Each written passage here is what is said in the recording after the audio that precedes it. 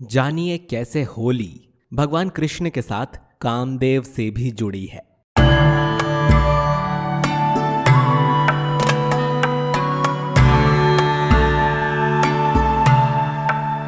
धार्मिक ध्वनि।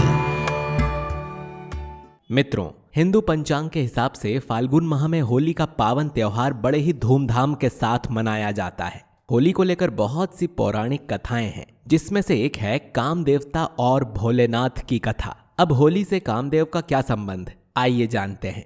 एक बार की बात है, जब भगवान शिव जी की पत्नी माता सती ने अपने पति के अपमान से क्रोधित होकर यज्ञ की अग्नि में अपना देह त्याग कर दिया था, जिसके बाद माता सती ने ही अपने दूसरे जन्म में पर्वतराज हिमवान और मैना देवी की पुत्री पार्वती के रूप में जन्म लिया था। सती की मृत्यु के बाद भगवान शिव संसार के सभी बंधनों को तोड़कर मोह माया को छोड़कर अपनी कठोर तपस्या में लीन हो गए।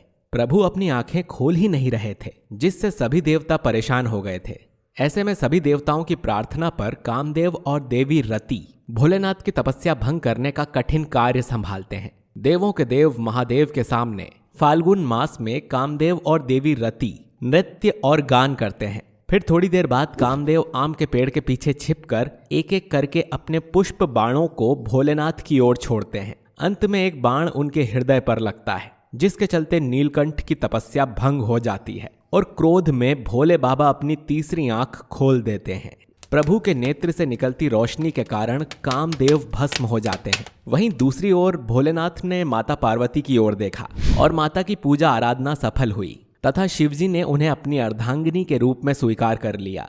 वहीं अपने पति के साथ हुए इस दुर्व्यवहार को देखकर देवी रति विलाप करने लगती हैं और कहती हैं कि इसमें मेरे पति का कोई दोष नहीं था, मेरे पति को पुनः जीवित करिए प्रभु। तब भगवान शिव को यह ज्ञात होता है कि संसार के हित के लिए देवताओं की बनाई योजना के भीतर ही कामदेव कार्य कर रहे थे। तब उनका क्रोध शांत होता है। फिर भोलेनाथ ने उन्हें जीवन दान दे दिया था, लेकिन बिना शरीर के। उसे नया नाम दिया था, जो था मनसिज। उस दिन फागुन की पूर्णिमा थी। आधी रात्रि में लोगों ने होली का दहन किया था। सुबह तक उसकी अग्नि में वासना की मलिनता जलकर प्रेम के रूप में उजागर हुई। कामदेव अशरीरी भाव से नए सृजन के लिए प्रसन्न होते हुए जीत का उत्सव मनाने लगे। ये दिन होली का दिन था। इसी के साथ ही भोलेनाथ ने देवी रति से कहा कि कामदेव पुनः द्वापर युग में श्री कृष्ण के पुत्र के रूप में पृथ्वी पर जन्म लेंगे। वहीं शिव जी के कहे अनुसार श्री कृष्ण और देवी रुक्मणी के यहाँ प्रद्युम्न नाम का पुत्र जन्म लेता है, जो कि कामदेव का ही अवतार थे। महादेव की ये बात सुनकर सभी देवता फूल और रंगों की वर्षा करके हर्षोल्लास मनाते हैं। क्या आपको पता है कि देवी रति ने पाला था कामदेव को पुत्र की तरह और फिर उनसे ही उन्होंने विवाह कर लिया।